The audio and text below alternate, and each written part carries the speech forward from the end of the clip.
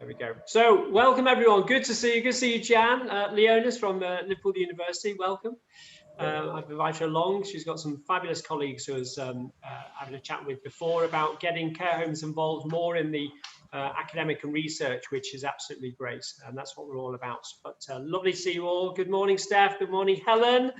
Good morning, Lisa. Good morning, Vanessa. Lynn at Peacehaven. Good morning. I'm all right. They're all piling in, which is great. Let me get back onto the screen. I haven't got the camera. The screen share. Hold on.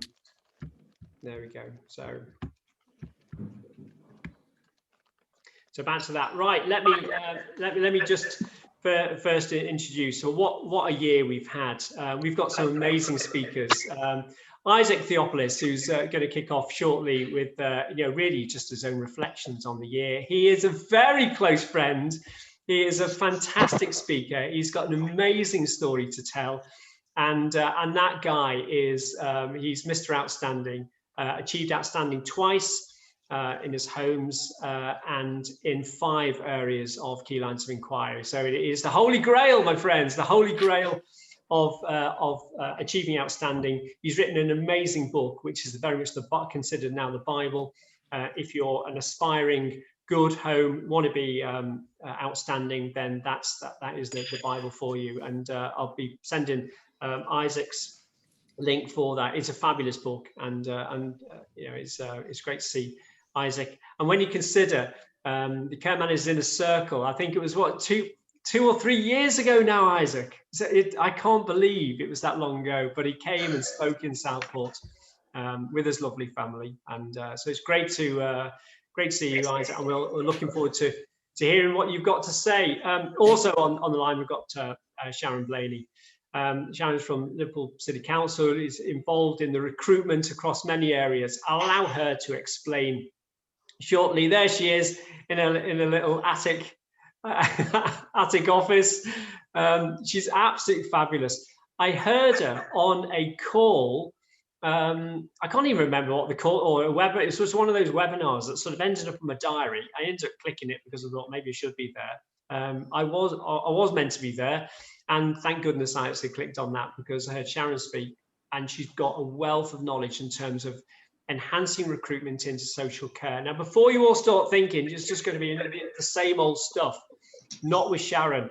There are some amazing resources available. There's some amazing top tips. I'm not going to steal any of her lunch or whatever you want to call it. I'm going to say leave it to that, but it's worth staying on the call for that. There is some amazing resources out there, and Sharon wants to help all of us, including free driving lessons. She's not a driving instructor, someone said to me. Anyway, I'll let her explain all that. It is absolutely great.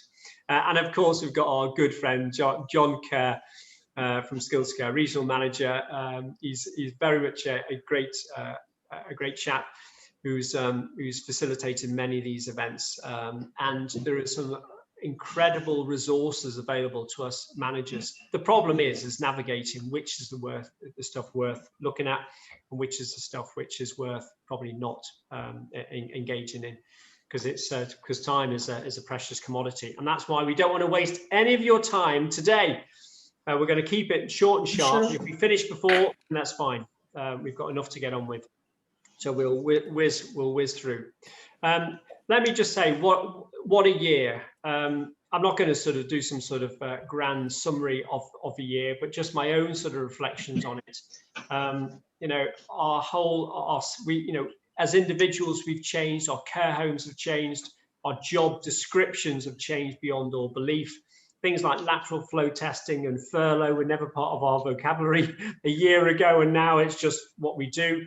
As someone says, infection control in your home, it's just what we do now. I can't imagine someone not coming in and not being lateral flow tested. I can't imagine not putting PPE, and I can't imagine not burying someone when they came in from the acute trust. It's just what we do, and we don't even think about it now. It's just what we do. But the whole social care landscape has completely changed. We know our people better, we know our clients better, we know our relatives better. We have closer relationships with external agencies. And I think we know our business better from a business continuity point. However, my friends, it is undoubtedly the last year has highlighted the huge fissures, the huge chasms and fracture lines in social care. I'm not going to do some great big political statement now, but undoubtedly those divisions existed, those fracture lines existed before. It's only just highlighted those. So those good compliant homes have remained, I would suggest, compliant and have used the opportunity to springboard to possibly even a stronger position reputationally. And there are homes who struggled a year ago and continue to struggle, which I think, I think that's just without debate. We've got the white paper, which has just been issued. That was in start of start of March, which sets out a new landscape now of social care linked with acute trust, linked with local authority in this sort of mad relationship, three-legged stool relationship of integrated care system. The funding PPE, which is great, it's just been announced, is going to be funded now free for another year, which is great. And so undoubtedly, the resourcing is still going to be an issue with us. Right, enough from me, folks. I'm going to hand it over to my good pal, Isaac. Let me fiddle and faff here. Stop share. There we go. And once again, good morning to everyone. Anne-Marie, good morning. Val and Tammy, good morning to you all. If you're able to take your video off, great. If you're not, that's super cool. But I'm going to hand over to Isaac. Over to you, sir. A very good morning, and thank you very much for having me, Jonathan. And it's a humble privilege to be a part of great managers, sharing the stage with yourself and Sharon and John. As mentioned, I think I came to Merseyside a couple of years back during the start of the journey as a consultant. I really enjoyed that stage, full of energy, and I shared my story first in stage in Liverpool, I think, in Merseyside, which I have a lot of connections in that area, which is good. I'm actually coming to that area to work for a care home next week, so hopefully we'll come and say hello to Begdale Park if possible. So Jonathan asked me to talk about the reflections about last year. So everybody knows what struggles we have been through. So I just want to reinstate the importance of building emotional resilience during how you take crisis and opportunity to get better at yourself, or how you can improve your business or personal development or professional development, etc. So I need to tell you my story. It's very important that I have to share my story with you. So some of you may be aware of it. If not, this is my story. I started as a carer. I'm also a registered nurse. I became the manager of a dementia specialist nursing home. And I have to reinstate that only with the help of my team, we achieved outstanding twice. We had an amazing bunch of people. We did it together. We were all on a mission, outstanding, and we achieved it together. And I can't take the credit at all, because they did the job, and I had to stand and lead them. That's all I did. But it was a team effort. We did it together. Now I'm sharing that story with other people. I left my job in 2018. I wrote a book. If you're looking for a Shakespearean type of literature, please don't look at it, my book. It's a simple guide for you to use it properly to improve your practice or better your care home. And now I work as a care home consultant. I work with nearly 100 care homes on quality improvement since 2018. So I've done about 162 projects so far. So I was looking at my invoice history, and I was surprised to see that. And I'm also a founder of carehomeshopping.com, which you might have come across. So again, we will talk all about it later on. So that's my trajectory, and I will go a little bit deeper about myself later on today. So I think without doubt, I don't have to explain to you what crisis we have been through last year, which was totally unexpected. It was emotionally draining. There was a heightened level of stress. We sadly lost many of our residents and even colleagues, and many care homes closed. And what we didn't actually think about is, along with the care homes, along with the social care sector, there is a parallel supply chain working in the sector as well. And many business in that area has also closed, which we didn't come across. We were not aware. Sadly, many companies had to make their employees leave the company after several years of working. So supply chain was also affected along with our sector. So just to remind you that. And many jobs were redundant, and many care homes lost their good old CQC rating. So they were performing very well until then. When crisis hit, they didn't know how to move forward with the time of change, and hence they had to face severe regulatory issues as well.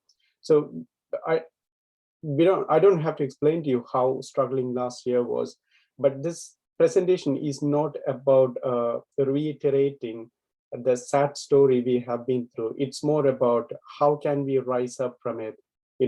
How are we going to develop ourselves into a better person or better business, a better care home for the next pandemic or whatever the crisis we are going to face in next years or several decades. I hope there's nothing coming in.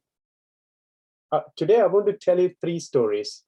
So I borrowed 2 life stories from other people, and I will tell you a 3rd story as well. So let's keep it simple. And I forgot to start the timer. So, okay, fine, 14 minutes from now. So I want to tell you 3 stories today. Has anyone heard of Nathan Sharansky? No.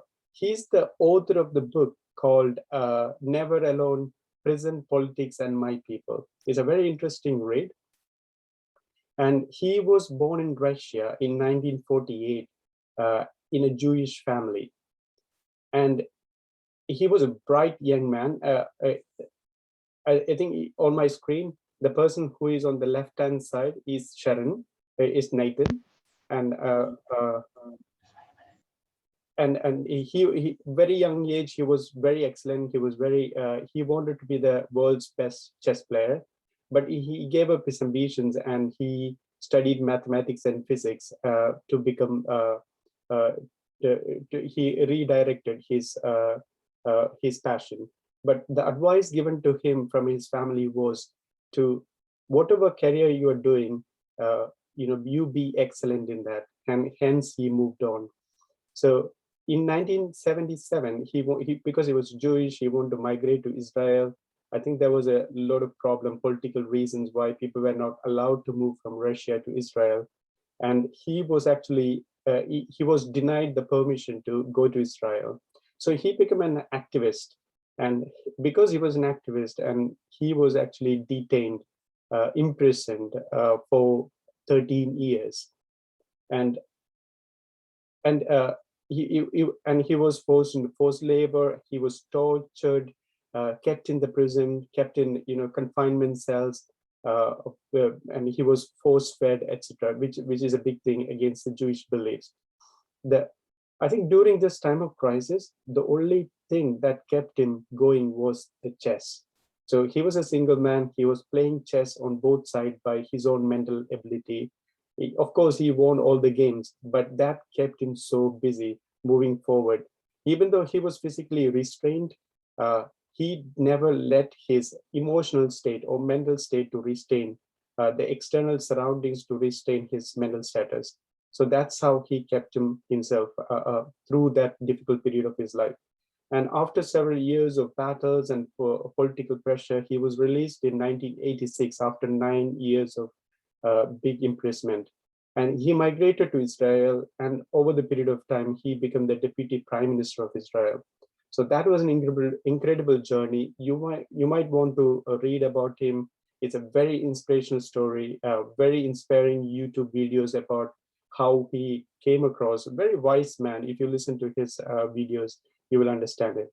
So he used a crisis to picture himself getting out and playing the chess and he had a bigger vision that kept him moving forward. Similar to Nelson Mandela, I would say. That's the first story. The second story, you must be familiar with this man, probably, if you watch America's Got Talent. If not, let me share that with you. So he's called Archie Williams. When he was 22, he was arrested for raping a white woman near his neighborhood without much evidence, and there was no fingerprint. And several testimonies were said he was actually sleeping at his home while the crime was happening. But he was wrongly accused. His trial was done in 5 days' time, and he was sent to prison. And he was sentenced for 37 years in prison. But he kept on believing that he was able to get out. He kept himself so busy by playing boxing and singing, practicing throughout his imprisonment. And after several years, he reached out to a voluntary organization who helps people to come out, the innocent prisoners to come out of the prison, who fights for their freedom. And he waited like 10 years for a law to be passed to approve DNA as a method of confirming confirming that it's a real convict. So he waited for 10 years, and he was released based on that. His DNA didn't match the criminal, the DNA found on the scene. So while he was actually in prison, he was actually keeping himself busy by singing and boxing. He didn't let the external world to restrain his emotional well-being. So he always had a vision of singing in America's Got Talent. And you should watch his YouTube video. If we have time, we can watch this today. It's very emotional. And he actually did it, and he got a standing ovation from the audience and judges. So imagine 37 years of his life spent in a prison, just focusing on one vision, to get to have freedom. And the third is my story. So I have shared my story with you a long time back. So 10 years old, I was able to look after my parents when they were at their deathbed, and I lost them sadly. I was also able to look after my grandfather, who was very unwell. And that was even before I did my nursing course. So you can imagine how difficult for an Indian boy to grow without their parents, going through the difficult challenges. I was in a boarding school and had to face a lot of issues, being in a private boarding school. I had the opportunity to have the best education, but I didn't have the opportunity like many children had. So I had to pass through those challenges to reach where I am now. I'm proud my journey is still continuing. Last year, early part of pandemic, I was actually watching what's going on in the care world. And by around March, Feb, I realized, okay, this is really going to affect my consultancy business, because I am not able to go into care homes. The visiting is going to be stopped, and this is going to actually kill me. And I will have to go back to work. So as a manager or an operational manager, etc. Then I pledged myself, okay, this is time for me to get up, because this is my area of expertise. I need to stand up and do something about it. So I released my contingency plan for care homes, 23 pages contingency plan for care homes, on March the 11th last year.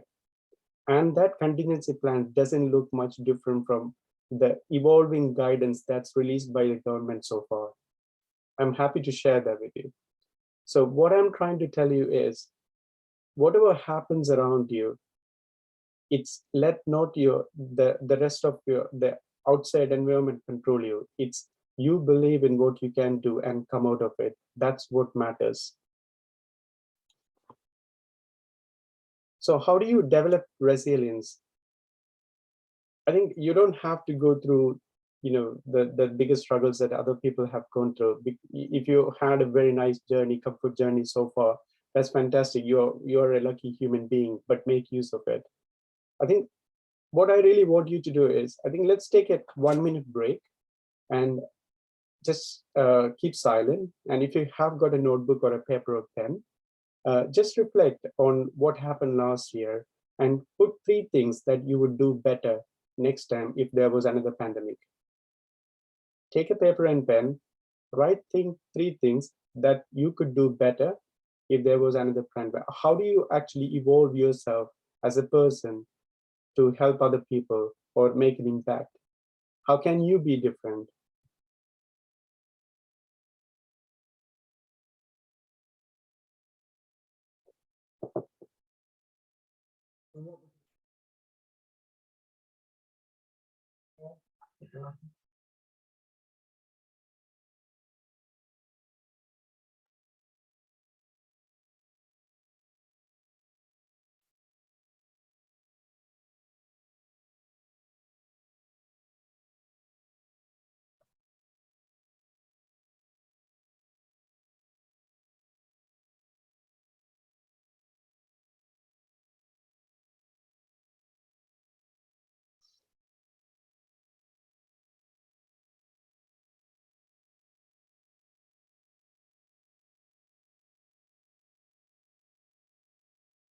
I think that the biggest example here would be Jonathan Cunningham, and I'm really inspired by his work within social care sector. So since the pandemic has started, Jonathan has been doing continuous live videos in Care Managers Inner Circle. I think dedicating that time to help other people is so inspirational. And I mean, I'm totally amused by that. It's standing up to make use of yourself to a greater impact rather than just people around you.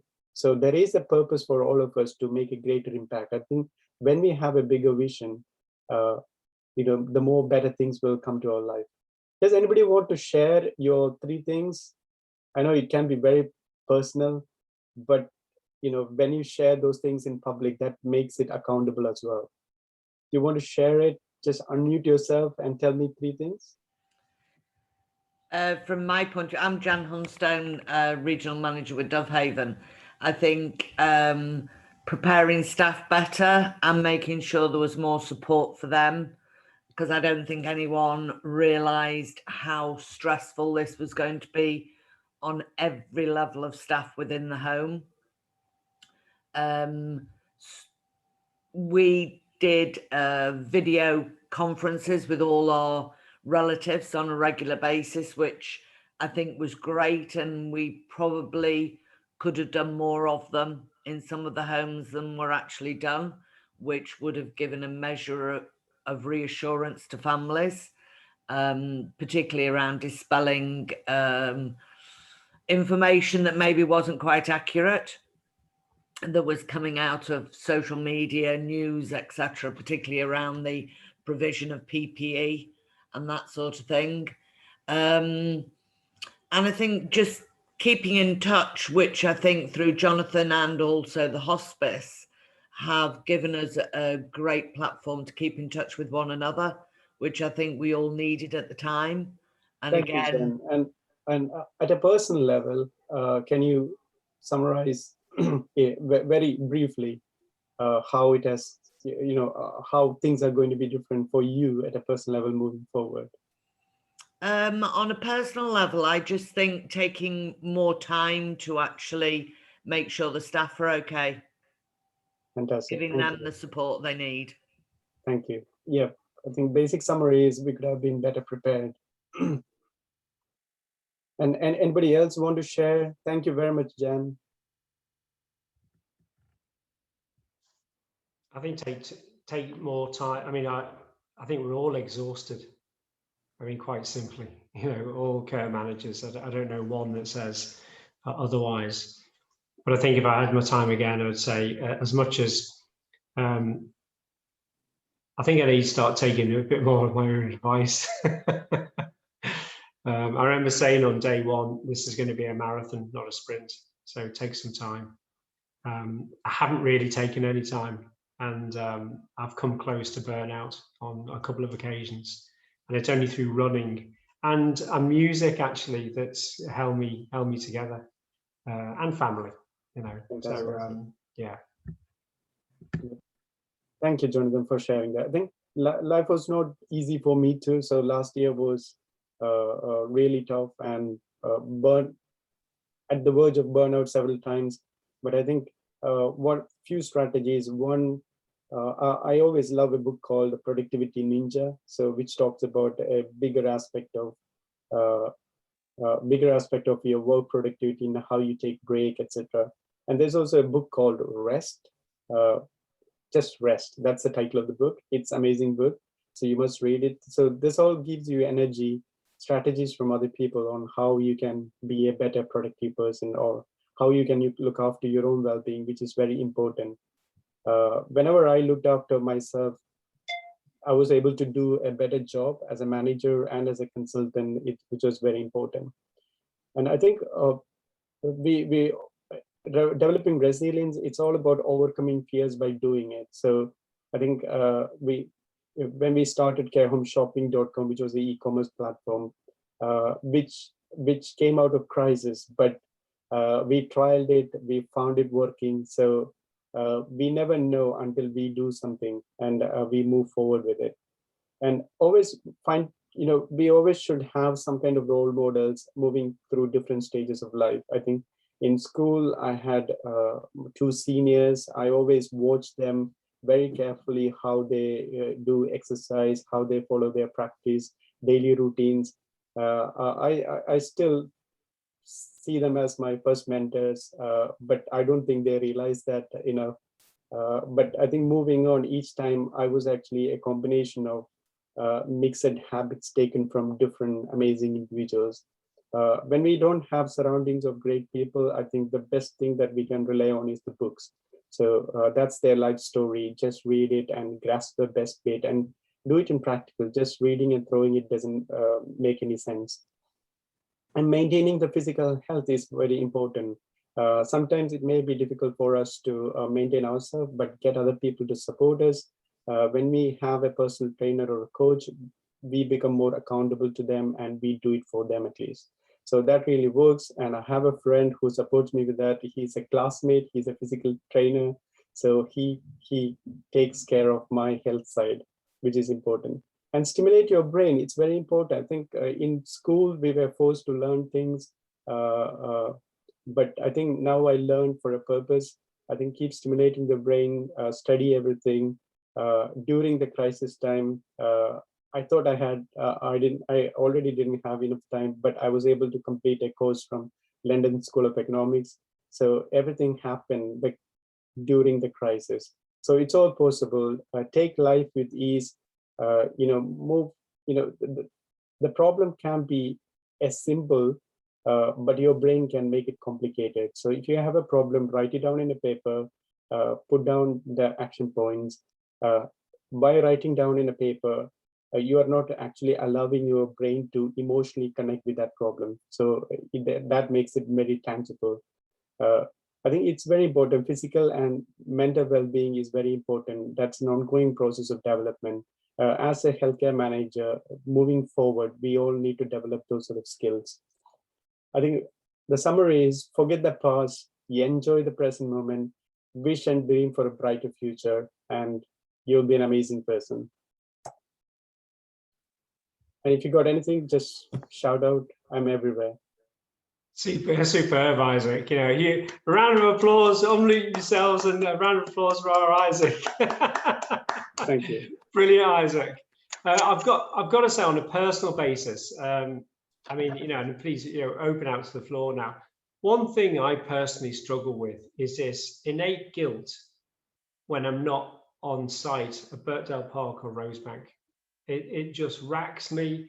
It's with me all the time. If I'm not in my care home, the 2 that I manage, if I'm not there, then I get this awful guilt, and I've got to be contactable all the time. And it's just plaguing me because there is no escape. There's absolutely no escape. I don't know if you can give any words of advice on how to unshackle myself, my friend. I think there is a book called E-Myth Demystified.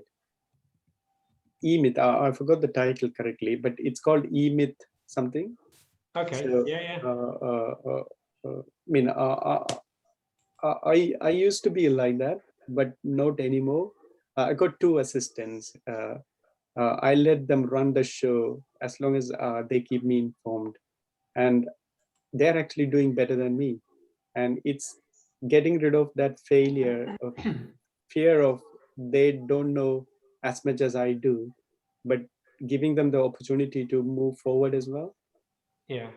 So I think it would be a biggest risk if your business relies on you too much.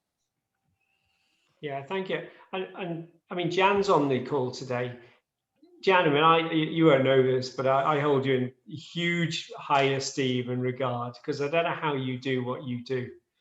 And have you got any top tips of how, it's diverse leadership, isn't it? How do you separate? How do you cope? I think the thing is that you don't, basically. You manage everything. I'm very good at switching off. Right. Okay. Yeah. And it doesn't stress me when I get the call. I'm on annual leave, but I'm sitting here, obviously on this, which is fine, answering emails, and had a call at 7:15 this morning because the chef had phoned in sick. Yay, what am I going to do at 7:15 in the morning? But the thing is, I can answer that and just go straight back to sleep again and not worry about it. I've given them the advice, go and do it. And I think it's how you switch off, but I know exactly where you're coming from. You worry constantly. If you're out shopping, you're constantly checking your phone to make sure you haven't missed that phone call telling you the world's caved in one of the homes. And it is stressful. And it's a bit like pot calling kettle black, because I'm telling my managers, you need time off, you need to de-stress, you need to separate yourselves from your home, you need to be able to let your deputies and everyone else run.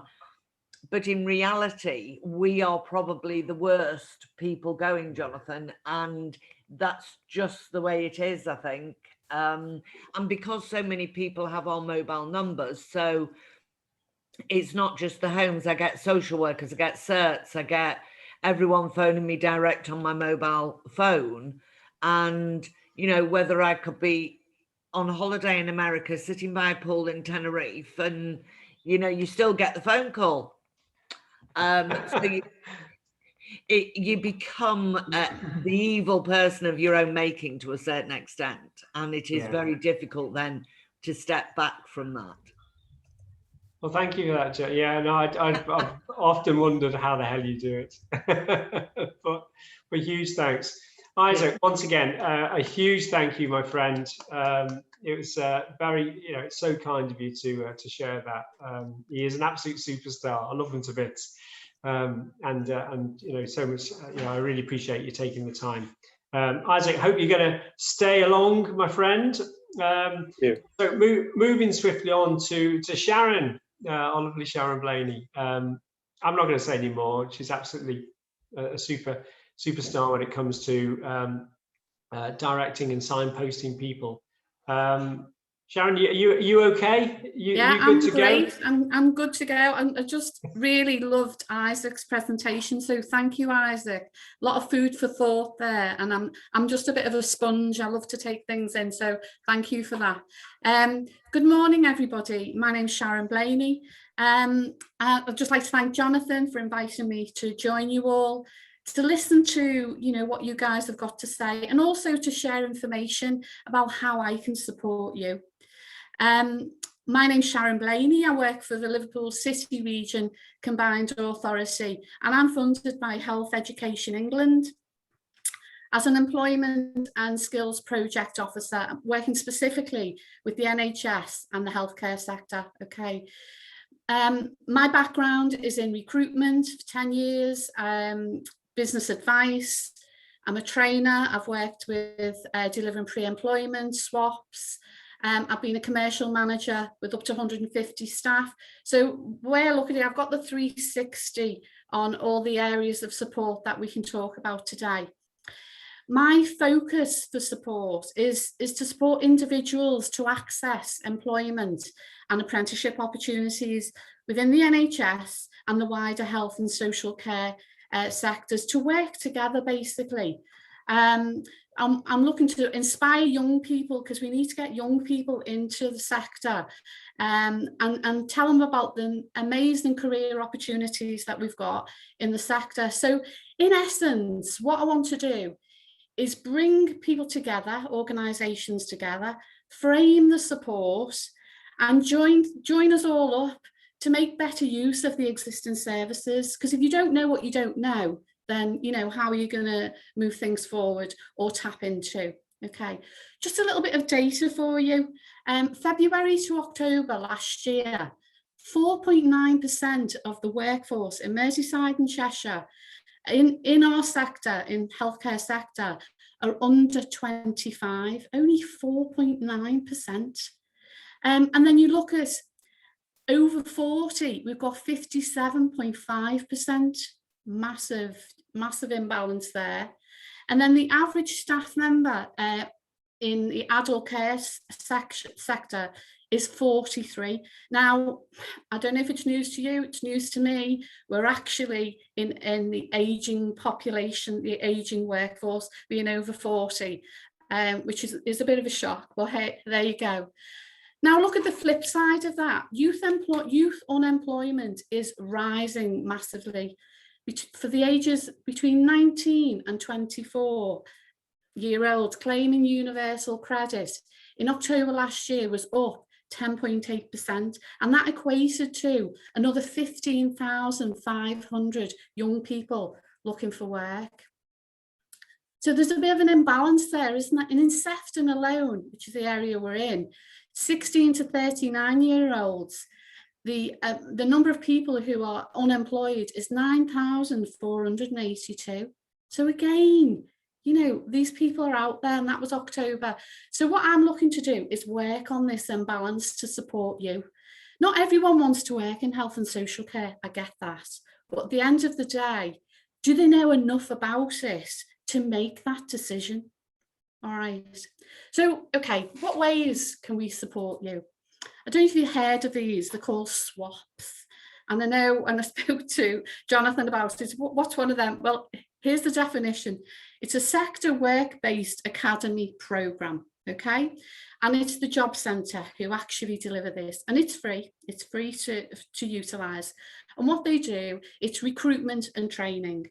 So if you've got 5 vacancies or more, they'll run a swap for you specifically. And what they do is they listen to your needs, they'll take a job description from you, they'll take on board what sort of needs you have and requirements and build that into the training. Because not only do they recruit the people to come onto the training, they'll find a training provider who delivers that training.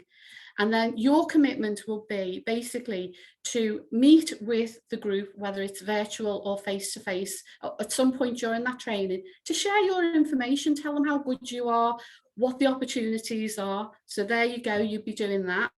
And then finally, at the end of the training, to interview them with a view to offering employment. Now, not everybody's going to be suitable for whatever reason. So if they're not suitable, fine, just give feedback. But essentially, if you are able to offer a position, then there's somebody into employment who basically has been pre-screened for you. Okay, so that's all free. Now, the other added benefit to that is for anybody who completes a swap and gets interviewed, there's free driving lessons. Yeah, you did hear that right. It's free driving lessons from the JCP, and it's up to 30 driving lessons. And do you know how expensive they are? My daughter did them a couple of years ago. They were like 40 or 50 pounds. So, you know, essentially, what a superb benefit for anybody, because we know, particularly in domiciliary care, people have to travel around, and you know, a car driver is an absolute asset, aren't they? So I can always link you up with them. The other thing I can help you with is apprenticeships, okay? I know it's a bit of a minefield, but essentially we can look at, if you're unable to pay the 5%, which is the co-funding, we can look at levy transfers potentially from organisations. The NHS do a lot of levy transfers, and if there's money available, then we can potentially look at supporting you there through our brokers. There's also funded training, fully funded training potentially in areas of your business, and part funded training. So dependent on the area of training, it can't be mandatory training for what you do, but it could be something that complements that. So essentially we can look at that. There's a lot of collaboration. I attend a lot of forums, a lot of meetings, and share the information around the NHS. I work with the 12 trusts in the Liverpool City region, the HRD, the Human Resource Directors, who want help with recruitment, but also they want to work with social care provision as well. And I know they offer some free training. I think it's Merseycare who offer free training to social care. So there's all things that you can actually look at to see what best fits you. For example, Liverpool John Moores University are offering a free internship offer for May, June. So if you've got a specific project that you want covering in your care home, they can do it virtually, and in some cases they can do it face-to-face. So there's an offer there, and I've sent the link on for that. Liverpool Social Care Partnership, they're a very good use of support from a point of view of, opportunities, training, information, advice and guidance. We've got those. John Care's coming on after me, Skills for Care. We work very closely together. John's a brilliant source of information, and we're looking to increase eye care ambassadors. And what they'll do basically is to promote and profile social care, out into the community. I facilitate and work on a lot of taster days and webinars for years 11, 12 and 13, and these are the people ready to make choices to go out to work. And the next one is purely social care. It's on the 22nd of April, and it's going to be a webinar, and Liverpool Social Care Partnership helping with that, and so are John.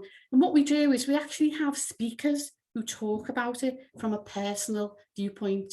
So, it really does help the individuals to make those decisions and get information. Okay, so what I'd like to do, I'm going to turn my camera off just for a second, because I'd like you to listen to a simple, quick story that you can connect with to understand the concept of what I do. It's only a short one, so don't worry. Okay. A factory owner was desperate. The boiler that ran the factory had broken down. Many experts had tried to repair it, and they were charging a small fortune without success. A man in blue overalls was shown into his office. "I can repair your system." The owner was unimpressed. "I've had the best there is to fix this. I've paid a fortune and failed. Look at you, you've only got a small toolbox and not much in it, if I'm much mistaken." "Correct, sir, but for success, I need to know how and the tools necessary for this problem." Still unimpressed, the owner led the man to the boiler. Silently and methodically, with a small rubber mallet, he began to tap gently in various places, listening carefully to the metalwork. For 10 minutes he tapped at various pipe points. He calmly returned to his toolbox for a larger mallet. He hit a section of piping with a firm and powerful thump. Instantly, as if a block had shifted, the boiler started up. The owner was delighted. "Fantastic! Send me the bill. Double your price. Don't worry about it." "That won't be necessary," said the man in overalls. When the bill arrived, the owner was annoyed. The amount was more than he'd expected. £1,000. He'd already paid £10,000 to failed, reputable experts, and they'd been there for days. The man was only there for 10 minutes. The owner told his secretary to ask for a breakdown of the cost. The reply was, 10 minutes, for 10 minutes tapping, £10. For knowing where to tap, £990. The bill was 1,000. So basically, why I shared that is, I might not wear overalls, but I do have a mallet and I do know where to tap. So if I can help you with my experience and my contacts, just remember, Sharon Blaney will tap and support you. And that's the moral of my tale. So basically, if anybody's got any questions, you know, I'm quite happy for you to share my contact details out, to contact me by email or by telephone. Jonathan's got my contact details. I can send a slide with them on. But, you know, if you've got any questions, I'm happy to answer them.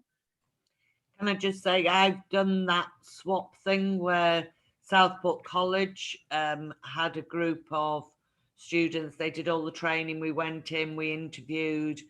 I did a presentation to them. And I think at the end of it, there was 10 or 12 on the course. Yeah. And we offered 5 carers positions out of that. Wow. And they're all still with us. What a great, you know, basically confirmation. I mean, what we've got to appreciate now, the talent pool out there is totally different. We've got people from retail, we've got people from hospitality, we've got people who come out of furlough, being redundant, all looking for another career, another job, you know, maybe a job, but a lot of them are looking for careers. And, you know, so when I was delivering these training courses, it was tough to get the people on board, but now the quality, I'm being told, you know, by the JCP and the partners I'm working with, the quality is great, absolutely great. So you've just confirmed that. So thanks for that. That's brilliant, Sharon. I'll never forget you now, Sharon with the big mallet. I was going to bring one. I thought, no, that's a bit OTT, isn't it? Hey, it's great. No, it's great storytelling because it absolutely reinforced at home. But no, thank you for that. And I didn't realize. I mean, Sharon's been fabulous. You know, she was emailing me saying, "Look, you know, we had a quick catch up, a Zoom catch up," and I just thought, you know, I've got to bring her onto the call today because she knows. I think the important thing is knowing who to ask in life, and I think that's what Sharon's great at. You know, she might not have the answer, but she'll certainly know the person who does. And there's lots of pots out there, which I think we all forget at times.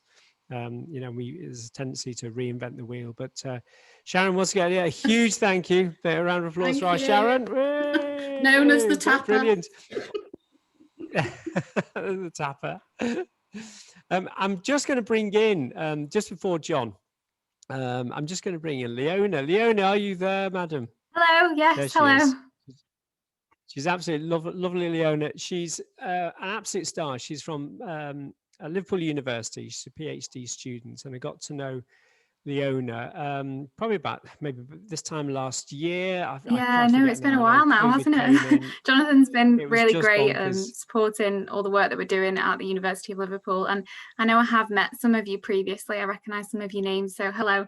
And for those that I haven't met, it's really nice to be put in touch with you. As Jonathan said at the start of the call, I'm doing some work with the University of Liverpool looking at research in care homes, and I'm currently running a study. We've had a few care homes, including Jonathan's, take part so far, and it's looking at how we use medication to manage a heart condition in your residents, and it also involves me talking to the residents to find out how they're getting on, what their symptoms are like, and finding out how we can, you know, improve their quality of life with this condition. So if anybody is interested, then I'll put my email on the chat. As I said, the study is active at the moment, so we are looking, the more the merrier. But obviously, if you're just interested in research in general, my colleagues are working on projects that are up and coming. So again, I'll give you my contact details, and if you're interested, then please get in touch. Thank you, Leonie. And you know, I'm a big fan of supporting academia and their studies, because otherwise, what we do, you know, we've got to have an eye on the future for all of us, and to contribute to that future, whether it be academically, whether it be providing research projects, then it's great. And that's, you know, good homes, effective homes are involved in that. So, Leona, thank you so much. I'll send your details out as well, if you wouldn't mind. Yeah, no, that would be great. Thank you. And you know, on each of these calls in the future, you know, it'd be great to see you along. And if we can get you a little cohort, whatever you need, then that'd be great. Some great people on the call even today. Yeah, thank you very much for your support. Fab. So that's Leona, and I'll pass the details on. And last but not least, my goodness, we've got our John Kerr from Skills for Care, Regional Manager. Great to see you today, John, on the call. Over to you, sir. What have you got to tell us? Yeah, can you hear me okay? Yeah, good. Yeah. Good, yeah. So yeah, I was going to say afternoon, but it's not quite afternoon yet. Hi, everybody. I recognise a lot of your faces from the boxes there. For those of you that don't know me, my name is John Kerr, and I'm the locality manager for Merseyside Skills for Care. Just for those of you that are very observant, I'm not the person in the picture at the beginning of the session. I think Jonathan a picture of somebody else with a beard, but it's not me. But this is me. So he's better looking than you, though, John. I know everybody is. Yeah, I'll take it. So yeah, for those of you that aren't familiar with Skills for Care, we're a national organisation that we work on workforce for adult social care in England. So we produce a lot of resources, do a lot of work around trying to develop the adult social care workforce, promote the adult social care workforce, recruitment, retention, all that kind of stuff. I'm really happy that Jonathan's agreed to resurrect the Sefton Registered Managers Network through this. We had a network a long while ago, which I think a number of you are members of, which kind of dwindled away a little bit. And it's really great to re-engage and get a Registered Managers Network going here again. And obviously this one includes South Sefton as well, which is really positive. We've got registered managers networks all around the country now, and they're really effective ways of registered managers getting together, peer supporting, sharing good practice and all that good stuff, which is really important, particularly at a time like this, but also through the rest of time as well. I just wanted to reflect back on a couple of things that Sharon said, actually, and I think I completely agree with some of the things she was saying. I think we don't have enough young people coming into social care. If you look at all the stats, as Sharon said, that we have our workforce is skewed very much towards the, I say older end, but not necessarily older, but there is a gap in under 30s coming into the sector, definitely. And I think if there's ways we can get quality, good young people coming into the sector and encouraging it as a career of choice for people, then I think that's something that's really good to do. And Sharon mentioned the iCare ambassadors. I don't know if anyone's familiar with iCare ambassadors, but basically the idea is you get people who work in social care to go out and speak to people about what it is like to work in social care from their perspective. And it can be a really powerful way of getting people to come and work, consider a career in the sector if they haven't done it before. Most of us don't do it for the money, but people get a lot of job satisfaction. There are things you get from supporting somebody and making somebody live a better life that can really, if you've got that kind of makeup, it can be a really rewarding career. And the best way to get that across is not through people like me coming and speaking about it, it's through people that are actually doing the job and love it speaking about it. So if you've got anybody within your organisations that you think would be a good advocate for working in the sector, then get in touch, because if we can get these good stories out, if we can get these people involved as iCare ambassadors, then it can be really powerful. It's a good way of promoting your organisation individually. It's a good way of promoting the sector. It's actually a good way of developing those people as well. It gives people something, going out and doing public speaking and doing things they wouldn't normally do potentially in their roles, and it can be quite a good development opportunity for someone as well. So if anyone's interested in that, I'll share my contact details at the end and get in touch, and we'll see if we can get people involved as iCare ambassadors. Fantastic. So what else was I going to talk about? I've got a lot of things that I could talk to you about because it's been a long while, but I've got a presentation which I'll share, so I'm not going to go through it all because it's quite long, but if I send it, it'll give you all the links to the various resources and things that are out there that might be useful to you, but I won't bore you by going through a big long list. There are one or two things that I'd like to pull out at the moment that are probably quite important. The first one is the Workforce Development Fund. I don't know if people currently access that. If you don't, I'd strongly urge you to have a look into it and see if you can access that. It's funding that Skills for Care distribute on behalf of the Department for Health and Social Care. And it is for development, learning and development in adult social care. There's a list of eligible units, eligible qualifications that you can use it for.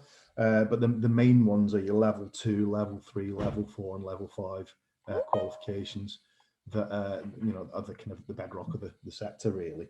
So just to give you a bit of context, if you do a level 2, you can claim back £600 towards that, and if you do it as a part of an apprenticeship, you can claim back £1,000.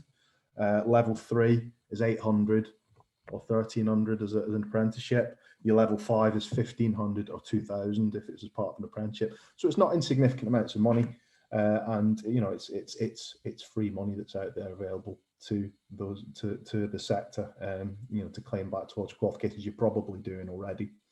So if you're interested in accessing that, it's currently distributed through Liverpool Social Care Partnership, who've got a contract with us for the Merseyside and Cheshire area.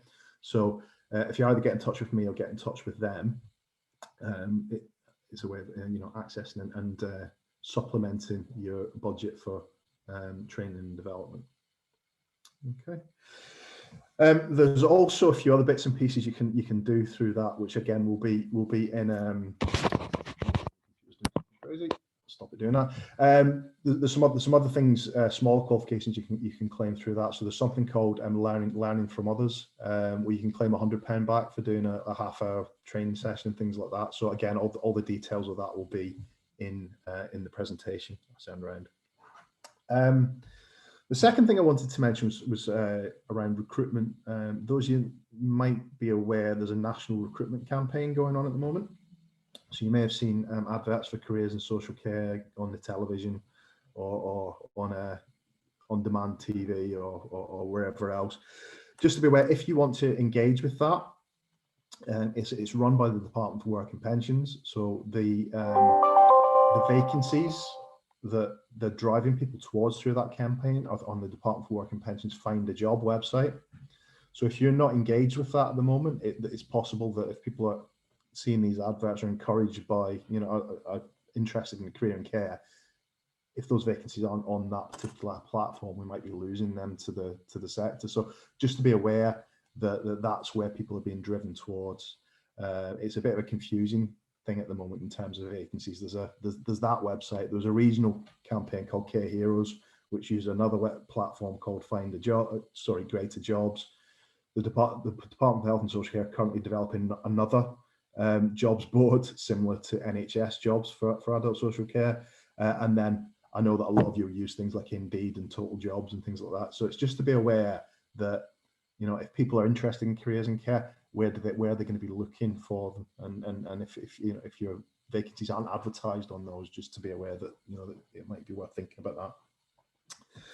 Okay, the other thing that I wanted to mention was we've got a registered managers network here, and there's obviously various other ones around the country. It's 150, I think, it is around the country. We're also running now a deputy managers network. This one's across Cheshire and Merseyside, so it's across the whole kind of sub-region. So if you've got any deputies or people that are aspiring registered managers or that kind of thing within your organisation you think might benefit from getting involved in that, the next one's on the 11th of May.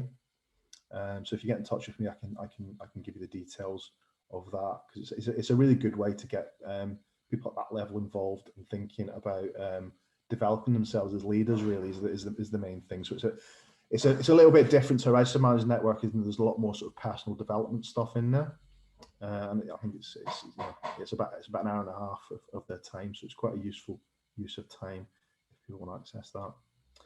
And I think that's probably it in terms of the main things I was going to mention. There's a stack of different resources which I'll share via the presentation, if that's okay, Jonathan. And if any questions. That's great, John. I didn't realise. Well, I had heard about the Deputy Managers Forum, but didn't know any details on it. But yeah, I'm sure there's a number of aspiring deputy managers, you know, I mean, you've always got to have an eye on your own succession planning. So yeah, that's brilliant. I mean, I think one of the things that, I mean, we've been pushing for the last 3 or 4 years, but I think is coming to the attention much more of the department, is that registered managers are the most important role, you know, in terms of quality and leadership and holding everything together. But also it's that pipeline, that developing people into that, because, you know, as Sharon was saying, we're an aging population, and some of us are, you know, maybe nearing retirement and things like that. And how do we make sure we've got good people coming through? And there can be a big jump between, you know, senior carer and registered manager. And how do we make sure that we develop from within to be, you know, good registered managers in the future? Yeah, I mean, if you can put your details, John. I mean, I'll pass your details out anyway. But Sharon very kindly has put her details onto the chat there. If you can put your details, and likewise, Isaac, while you're there as well, mate. I know you put your I think is it your book on there? Oh yeah, you put those book links, the ones you mentioned. But yeah, that'd be great if you can put your details on there. That just like Sharon's, that'd be fab. So anything else for John, just while John's here? It's a huge resource. I mean, the website, you could live in the Skills for Care website. There's so much there. And also there's so many resources in terms of what outstanding looks like. You've got outstanding guides. There's all sorts. There's guides for managers. There's guides to resilience. It's all there. And some absolutely fantastic stuff. You don't have to go reinventing the wheel. So it's brilliant, and I wish I'd discovered it a couple of years ago, but people don't know it's there. So it's so huge thanks, John. Just while we anything else from anyone else? You can unmute yourselves or anything like that, but it's been very, very useful. Do you want to hear how Archie Williams sings? He practiced in prison. Oh, go on. Yeah. Have you got that? Should we try that video? Shall we give it a shot? Go on, let's give it a... So just explain again, Isaac. So this is the chap who's incarcerated, wasn't he? For yes. 37 years. For 37 years, oh, yes. My goodness. You might have seen this video anyway. It sounds like a good way to finish. Sorry, I'll do that again. Share sound. From minute 4. Wow, that was mate. I think everyone's got a lump in their throat there. That was something else. Thank you, Isaac. Ladies and gentlemen, thank you for joining us today. A huge thank you to Isaac, to Sharon, to John for joining us today. I'd like you just to all unmute. Give them a big round of applause for their thanks for taking the time. We're all busy, but a huge thank you to you all. Ladies and gentlemen, that concludes the Sefton Registered Care Managers networking forum. We're looking to hold another one probably in July time. Same sort of format. We'll keep it short and sharp. Some really different speakers along. But once again, thank you, Isaac. Thank you, Sharon. Thank you, John. And thank you all for turning up today. Otherwise, it would have been a bit boring with just the four of us. But thank you again. We'll see you very soon. You can by all means stay on, but the networking is now concluded. If you want to stay on for a couple more minutes, that's absolutely fine. But we'll see you all soon. And thank you for Leona as well. And we'll see you soon. Bye for now. Thanks, everybody. Bye. Happy Easter. Bye. Bye. Thank you. Bye-bye. Thank you. Thanks, Isaac. Thank you, my friend. Thank you, Sharon. Thank you, John. That was fabulous. That you know, it was really important just to do something a little bit different, and I can't thank you enough for what you've done, Isaac. That was really special, that mate. You always have that ability to pull heartstrings, my friend. That was something else. But I can't believe. I think we're all fed up with infection control strategies. It's it's more about emotional connection. Yeah, yeah, it's so powerful. Tired of talking about COVID. Yeah, I think, and everyone's fed up of hearing about it as well, mate. Yeah.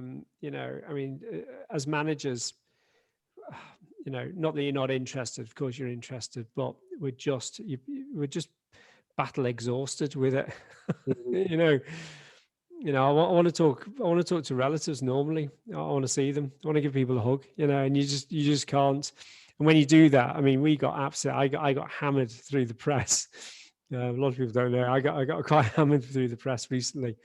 And CQC then came in and did a no notice inspection. And we sailed through it with flying colours. It wasn't an issue.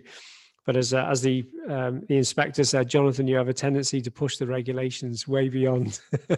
But I can do that, and I say that, you know, with Jan on the line, you know, and you know, if you've got a group, you can't do that. You can't. You're not as agile. You can't go, right, well, we're just going to, because ultimately, you know, the two homes, I can pretty much do what I want, because ultimately it comes back to me. So I've got that agility. Jan can't be doing some of the stuff that we did, because you just can't do that over 23 homes or 21 homes. No, and the problem is also when you're over different authorities, because we have Lancashire, Sefton, Knowsley, Liverpool. They all have very different expectations, and particularly in the early part of the pandemic, their guidance was very different. Yeah. So you had to go to the highest common denominator to a certain extent, and make sure that all the homes were following the same. And believe me, we have had grief upon grief from families, particularly those who have relatives who don't talk to one another. So, you know, we've got fractious families. Well, we think we should be the person who visits. No, we think we should be the person who visits. And we're going, not getting involved in your family politics. You know, you pick the constant visitor and leave us out of it. But yeah, it's very hard, and you feel so bad, particularly because you are really robbing these people of human contact at what is becoming the end of their lives. And it's so hard, and you know, you empathize with the relatives, and I think that makes the relatives feel even worse in some instances. Well, you know how we're feeling, but you're still saying no. So you can't win for you know, you just can't. Yeah, my wife's sister in intensive care, and you know, in terms of end of life there, and like, you know, only allowing like 1 or 2 visitors, and you know, it's heartbreaking, you know. Yeah. Oh, it is definitely, and asking people to make those judgment calls, it's very, very hard. And you know, to me, if anyone looks like they're coming to the actual end of their life, as far as I'm concerned, no, let the relatives in, lateral flow test them, PPE them, just let them in. Because if I was the relative, I'd be pinning somebody up against a wall if I wasn't allowed in. Yeah. So, you know, it's very, very hard, very hard. And I think that's probably taken as big a toll on staff as anything else has. And I can only imagine what it must have been like in intensive care units, you know, doing video calls to their loved ones. We had a carer in the first wave who unfortunately died in intensive care, and her partner would come into work, and you know, he'd been on a video call, and just seeing her there lying on a ventilator, very hard. Yeah. Wow. Now are you, Lisa? You're all right? Yeah, I'm fine. I think what we were talking about before in terms of being able to switch off is a a massive as well for me. I think, you know, I sort of get up at about 4 o'clock in the morning, and the first thing I do is go to my mobile phone. Yeah. I don't know what I think has happened from the time I've been asleep, but yeah, I think for me, I've most definitely started to look at, you know, enough's enough now, and I think, you know, I'm quite a strong character, but even, you know, there was days when it did really get to me as well, and it was, you know, you just know you've had enough and you just need some time out. But when you work for your father, that's not very easy to do. Yeah, I'm with you on that one. 24/7. I mean, even on my honeymoon, I had to take my laptop with me. There I was sitting on a ship. Sorry, I had my wedding and my honeymoon because I got married on a cruise. And I literally was sitting there every day round the pool with my laptop, just checking in, you know, and it just gets to the point of ridiculous. Yeah. yeah. Well, a funny story. Not last year. Yeah, it was 2018. Well, you know, when Thomas Cook went bust, and I was due to go to Egypt on holiday. That went bust. So last minute, I booked a holiday, and we ended up in Portugal. And who happened to be around the pool but Hazel Izzar? No way. Hospital, right? So I had a wee chat. An hour later, I'm on the phone, she's on the phone, and we're sorting out a discharge from the hospital and an admission. No sitting way. by the pool in Portugal.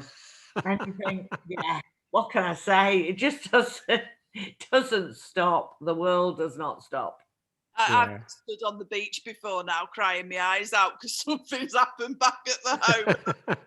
It's so frustrating because it's like, I just want a break, please. Lisa, I would highly recommend you reading this book. Yeah. And That's your productivity ninja. Yeah, I think it helps me a lot. It helps. Maybe you need to buy that for your dad, Lisa. Yeah, probably. It's hilarious.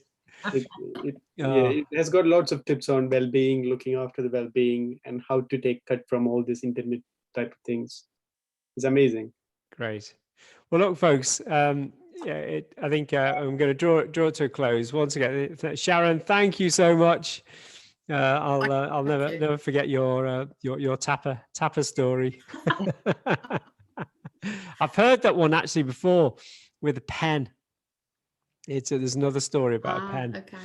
And a guy goes in, exactly the same tale, but a guy goes in, had all these consultants, and he goes in, he looks at the plan. It's a big petrochemical company, and he gets his pen, and he just puts it there. He says that's where you need to. That's where the problem is. And exactly the same. And he goes, I can't believe that. And he goes, what is it? 99 cents for the pen, and it's for my time of nowhere to put that cross. A massive bill. But the difference is I'm free. Yeah, I'm free.